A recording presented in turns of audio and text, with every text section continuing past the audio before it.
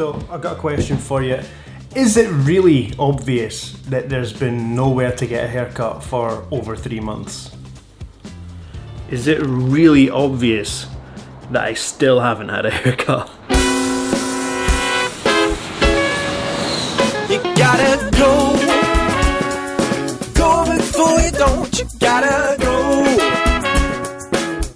before you don't. You wanna see the pyramids, the Eiffel Tower, anything you want, baby, got the power. Go before you don't, you gotta go. Okay, so here's the thing with my hair. I kind of thought that if I didn't cut it for long enough, it would eventually look like Jon Snow from Game of Thrones, Kit Harington. But as you can see, that didn't really work out. Most of the time, it's more like Hagrid from Harry Potter. Anyway, I don't want to spend too much time talking about my hair in this video. I might make a separate video talking about my hair at some point, but in this video, I've got a lot to cover, so I want to stay on track. Okay, so let me tell you exactly what it is I want to accomplish with this video right here. Here's the issue. In New South Wales right now, lockdown is over. It's finally over. We're free. We can do all the things that we've been wanting to do. Come on, door. There we go. All the things we've been wanting to do for like over 4 months now, which is amazing, which is brilliant. But in a way, I am still not free. I am still imprisoned by my own reluctance or inability, I'm not sure which one it is, to edit and upload videos quickly and currently.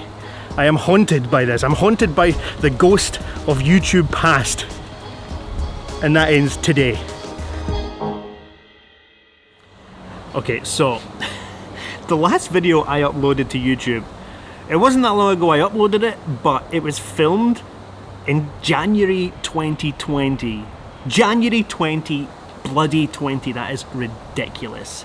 I've filmed so many videos since then with good intentions of editing and uploading them as current individual vlogs, but let's face it, that is not gonna happen, and I'm sick of it. Every time I think of a video that I want to make that's relevant to my life today, I get immediately put off by the fact that I know I have so many videos to upload and edit before then. So it's just getting stupid. So I've decided what I want to do is I want to just take this video to summarize my life and the events of my life and Khaleesi's life from the start of 2020, about January, February 2020, up until today.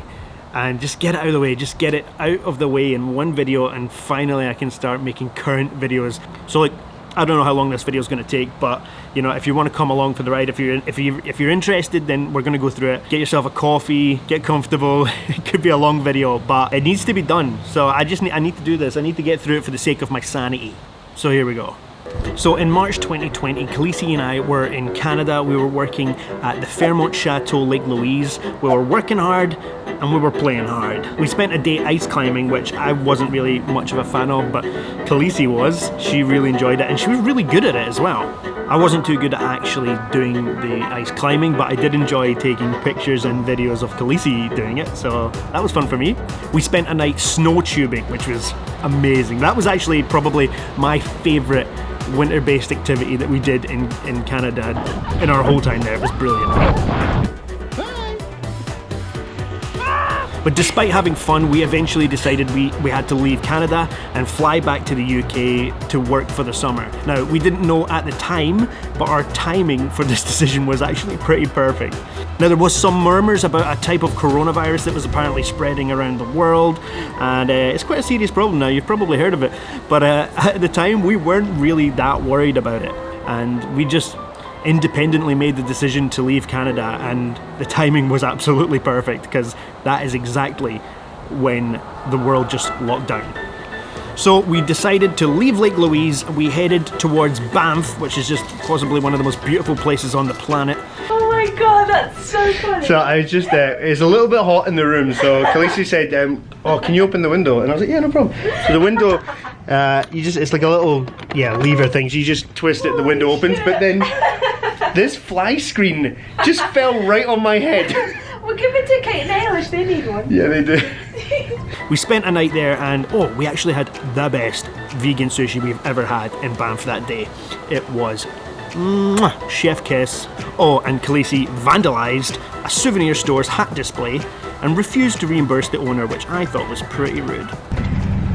Are you sure? I think that's actually the design. No, it isn't. You just broke the hat! Oh, you have to pay for it. You broke the icicle hat. Oh, you're in so much trouble. Quick, here comes security! Run! So next day we hopped on a bus to Calgary, which by the way I think is an amazing city. I just think it's perfect. It's got everything that you would expect from a big city, but it's got small town vibes. Plus it's so close to the mountains and the lakes if you wanted to go away for like a long weekend or just like a short getaway. Anyway, we managed to get a good deal on a Meriton apartment for the night, which was pretty bougie.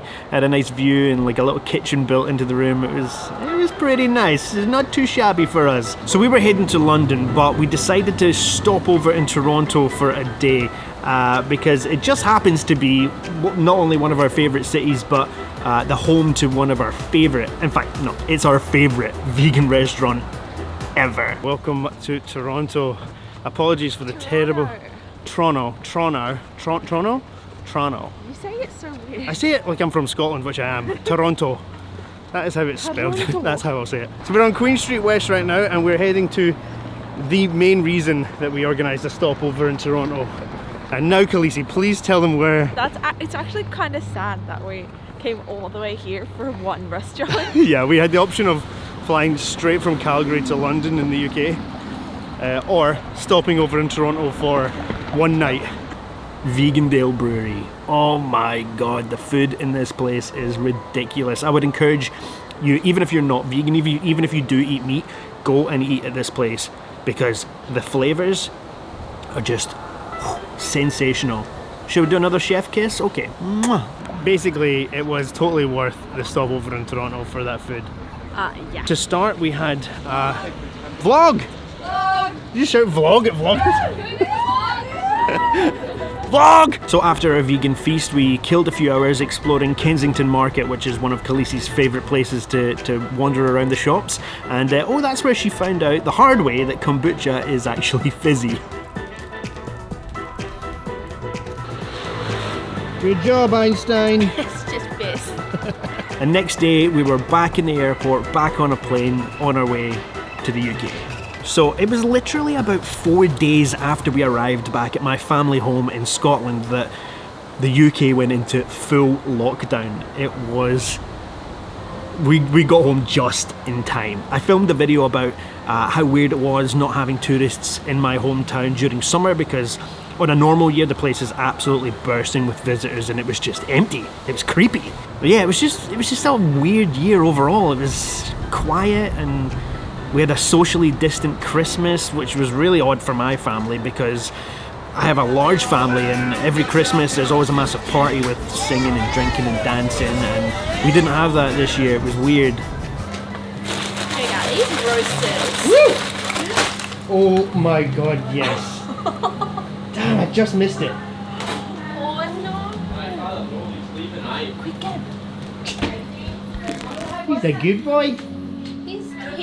He's some good soup. Oh, yum. Thank you very much. So because older generations were particularly at risk during the pandemic, my wee granny, she couldn't come to Christmas dinner like she normally would, but we did our best to try and incorporate her into our Christmas Day festivities. And the most effective way that we managed to do this was by putting a TV at the end of our Christmas dinner table, and we connected it to a Facebook portal, which she has down in Glasgow at her flat. And she had a wee Christmas dinner at her house, but she still got to socialise with us at the dinner table, and she even managed to play some daft games with us too. It was really good.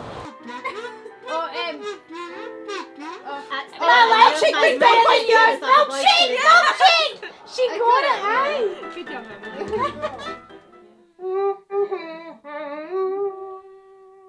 Tiny bubbles. No. Yeah! Obviously it was my idea. You're welcome, Gran. So look, like I said, on a normal Christmas, we would usually have dinner with our immediate family, and then at night, all my aunties, uncles, cousins, they would all come round for a massive party with the singing and drinking and dancing.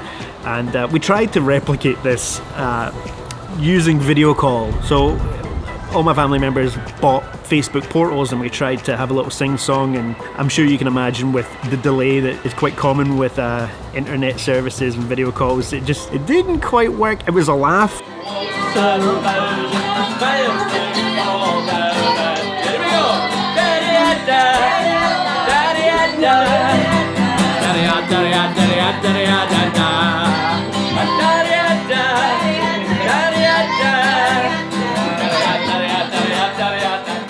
It was a good experience, but it was just not the same as our usual in-person celebrations. So this whole time that we were in the UK, Khaleesi and I were watching people on our Facebook and Instagram in New Zealand and Australia, and they were just living completely different lives. There didn't seem to be any COVID-19 at all. There was no restrictions. People were just doing what they want, going where they want, living their lives with freedom. So we decided that we were gonna find a way to get back down under so that we too could get back to living some sort of normal life. So I'm not going to go into too much detail about our return to Australia because I actually made a dedicated video about this subject not long ago. I documented the whole process, so if you're interested and you want to see that, I'll link that video down below and you can see in a bit more detail how we managed to get back here. Getting back to Australia and normality was surreal. We could suddenly eat at restaurants again, we were going to the cinema. It was outstanding. We were hanging out with friends and family, and of course we kept our return a secret from Khaleesi's family and surprised them because, let's face it, that's always fun. Surprise, bitch!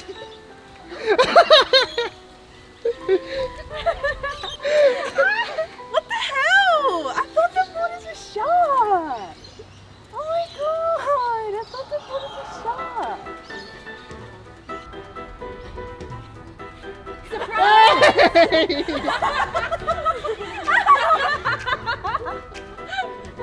I thought that you was taking photos. No, man.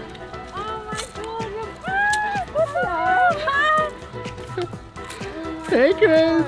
Hello. You're on camera. Life was pretty good until June 26th, 2021. For many, it feels like it's been forever, and today, confirmation that the news we all dreaded. Sydney's lockdown will stretch for at least another month. Gladys Berejiklian says she's now looking to spring for hope. Until then, the Premier is pleading with everyone to get a jab. Just like that, back in lockdown again.